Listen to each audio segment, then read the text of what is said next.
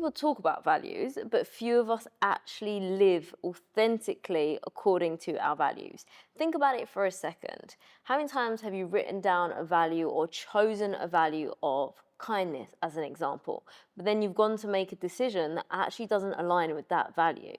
I promise you, you're not alone. And today we're going to be breaking down not just what your values are, how to define them, how to live authentically in line with them, and how to create intentions that really do match what your values are. It's episode 2 in your 2025 Playbook Challenge. I agree with you that values can feel like one of the most over talked about topics, especially as a coach and in the coaching world. However, do I think it is one of the most important things you will ever do? For sure. And this is coming from somebody who spent most of her adult life not living according to her values. And all I will say is that it wasn't fun. So rather than following in my footsteps, let's actually learn how to do it differently. I want you to think about your values as your compass, your North Star, that grounding principle, which is going to help you make decisions. It's going to help you find clarity in moments where you feel confused, and it's also going to keep you grounded in those moments that feel like chaos. Yes, it may take you a little while, and maybe your values will shift priorities as you evolve through the chapters of your life. But will it make your life easier? For sure. Will it help guide those decisions? Most definitely. And are you going to feel better within yourself? Hell yes. I recently had one of my clients, and when they first came to me, they described it as that feeling of stuck. They couldn't quite pinpoint it. They just felt stuck in their career. They felt stuck at home. And there was one thing we managed to pinpoint, which was really around a conflict between trying to do everything at work and trying to do everything at home. And it really felt like this friction point. So we went through an exercise where they got to really define and look inwards to figure out what their values were. And 2 of the values that came up included connection and growth. And it's really important when you're creating your values that you are very clear on what that value means to you.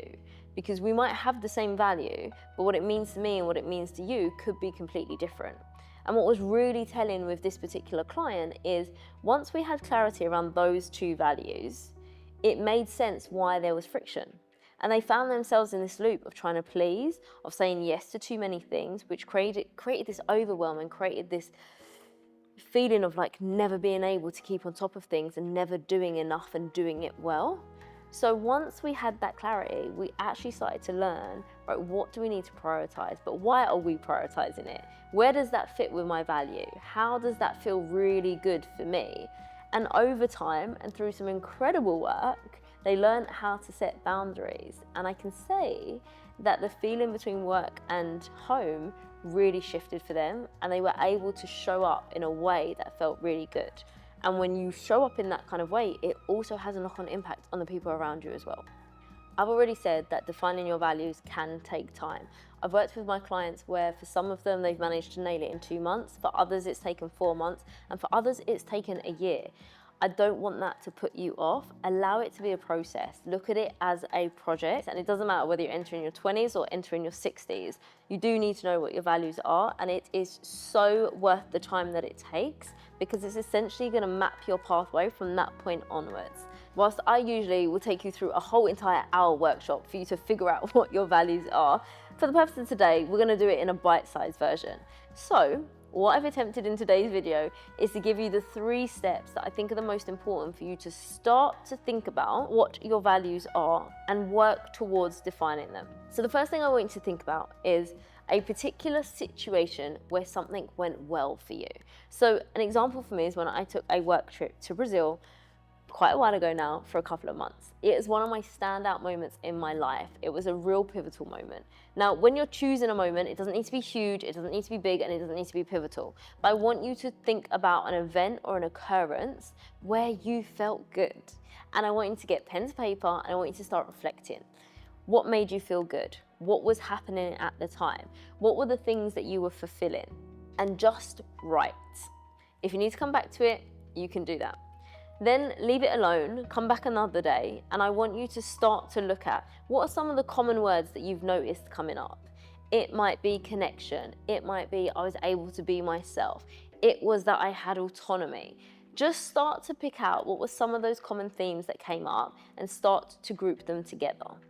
Now, what you're going to notice is that there's probably going to be synergy. And as you build on this, you can also do this for another situation, another occurrence where you felt really good and you felt on top of your game. And you're going to start to group these words and see where there's similarities. Now, over time, because this isn't a 2-minute exercise, you will then get to the point where you'll see what those common words are, and you're essentially going to narrow them down to 3 to 5 words. And that will be your very final step where you're going to formulate what your values are.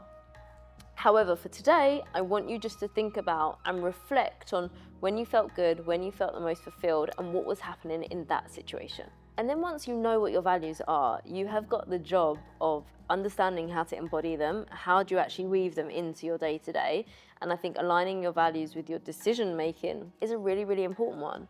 So 2 questions for you to think about when you get to that point is asking yourself what you're saying yes to. Equally, what you're saying no to. But I think it really helps you understand why. Why was that a yes? And I know very recently I said yes to something and a project, and I was a little bit on the borders of it. I could feel that there was a possibility that it might not align to my values, but I did also say yes anyway. And it's not always a bad thing, but being aware of why you're saying yes to something is important. And this kind of leads on to the second thought around how do you really embody this? If you know, for example, you've got a value of well-being and a new job that you're going for requires additional long hours on demand, that might be a really clear reason for you to say no, because it goes against one of your core values of well-being, and that's not what you equate with you living that value. And so that will take reflection and you challenging yourself. So here's your challenge for week 2, and we're going to keep it bite-sized so that you can start defining what your values are. You don't need to come up with all of them in 1 week. Don't set yourself the impossible task. So I want you to pick one area of your life. It could be career, work, or business. It could be family relationships. It could be friendships or even romantic relationships. Pick the area of your life as well that feels the stickiest, it feels the hardest, or maybe it's where you've got the most work to do. That could also include money and finances, maybe your health, or even things like fun and what your hobbies are. And I want to take you through a set of reflection questions to help you really look inwards and see what are the values that are there that perhaps you might not be aware of. So pick a situation or occurrence where something went well within that area of your life. And I want you to ask yourself, what were you honoring? What was happening in that situation? Equally, I also want you to ask yourself, what was tough? When has it been tough? And I also want you to think about what's important. For example, if you're thinking about your finances, it might be having enough of it. It might be making sure that you've got investment and savings. And I also want you to contemplate, what are you striving for in that particular area of your life? Now, bear in mind, this might be an activity that you need to come back to again and again, and that is okay. But as you do, and as you build out that reflection and really expand on those journal prompts, what you can do next is start to group the common words that you've noticed. Where have you started to repeat yourself? Where are you perhaps saying the same thing in different words?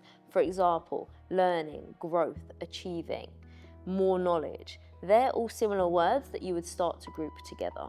And as you go through this process, you will then come up with a list of words, and you will choose 3 to 5 that will essentially form your values, also known as your compass. So whilst week 2 is a big one, and I'm not expecting you to nail it in a week, I want you to start the process of defining what your values are, because this year you're going to need them.